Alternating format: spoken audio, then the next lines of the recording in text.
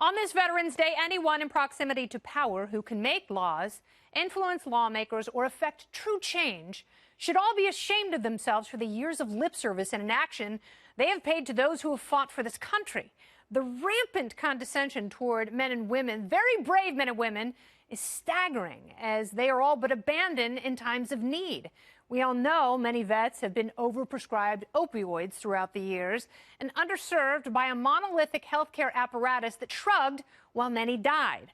As thousands return home plagued by PTSD, they are handed antidepressants and benzodiazepines like they're Tootsie Rolls from a fresh piñata, and then they're heartlessly treated as statistics when they become addicted.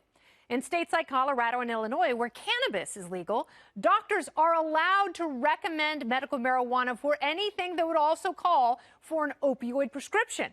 The VA does not extend that basic luxury, even though study after study, like the Minnesota Department of Health study that showed a 63% drop in the need for opioid medication for patients using cannabis. So doctors treating vets of PTSD and chronic pain can prescribe them highly abused oxycodone, but not an innocuous cannabis edible. Cannabis is woefully understudied and scheduled, along with heroin and LSD, as having no medical value, despite a lot of evidence to the contrary. Veterans cannot legally get access to medical cannabis because it puts them at odds with the laws of the country they've served. How dickishly cruel is that?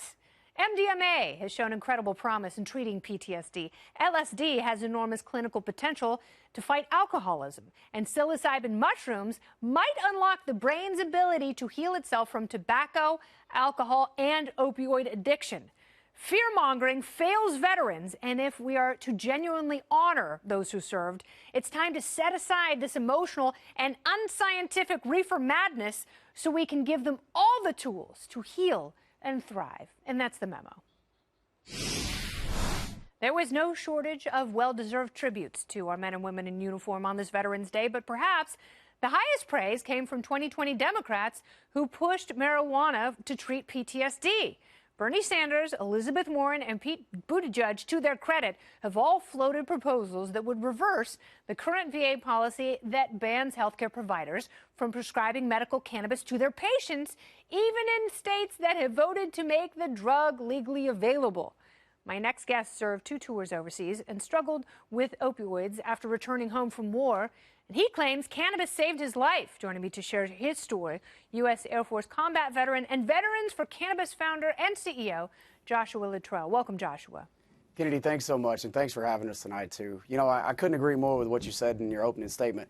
It's asinine that these elected officials will run on the backs of helping veterans out in the community and advocating for, hey, we're going to be behind you and push for everything you are, but then when we ask them to support what we want with access to medical cannabis, they refuse.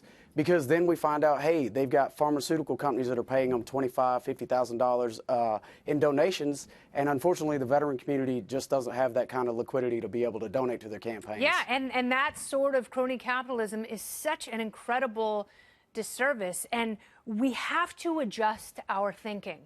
We cannot sit back as people OD and die.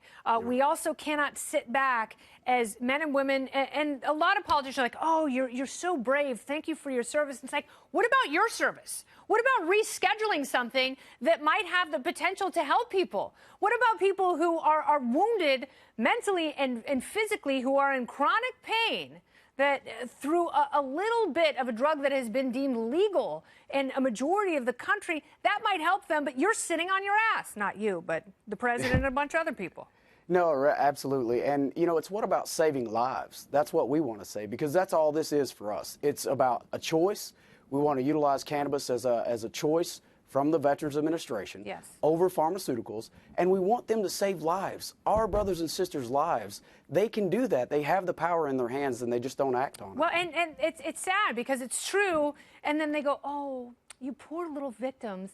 Oh, I'm so sorry about your PTSD. I'm so sorry you became addicted. Then you become statistics. It's so condescending. So tell me about the display that you had today with 60 of your fellow veterans. Yeah, absolutely. You know, this is the 4th year in a row that we've done this casket demonstration, and it's really to evoke that visceral response to that imagery that lets people understand what we're going through in the Veterans Administration, the fight that we're having with the VA, because all we want is that choice to utilize cannabis. So what we do is we set this casket up so that we can prove to people this is what the VA is doing to us. They're forcing us into these caskets by putting the pharmaceuticals as the #1 option and the only option. Yes. So we're fighting for that access, and that's what this does with this demonstration.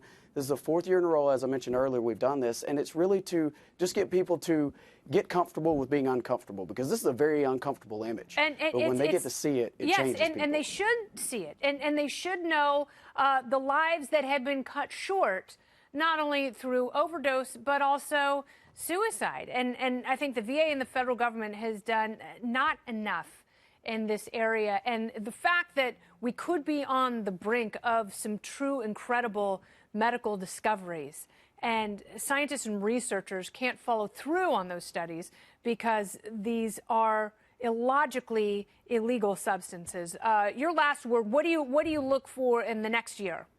Well, in the next year, you know, we want to fight for access. That's really the key. So the next year, we want to make sure that veterans are the ones who are growing industrial hemp first and foremost, because we can provide a CBD benefit to the VA. And veterans can be the ones providing that medicine to the Veterans Administration instead of the pharmaceutical companies. That's how we can change lives. So that's a real big deal for us. And that's the key for us, is getting that access and making sure that veterans are the ones that are growing the medicine for the veterans through the VA, and then getting the access that we need so that veterans can go to the VA to get the pharmaceutical dependency off of the table and get access to medicine. And have a different alternative. And for those who have fought for freedom, they should be given freedom of choice in this arena. Joshua Luttrell, thank you so much. Thank you. Very good.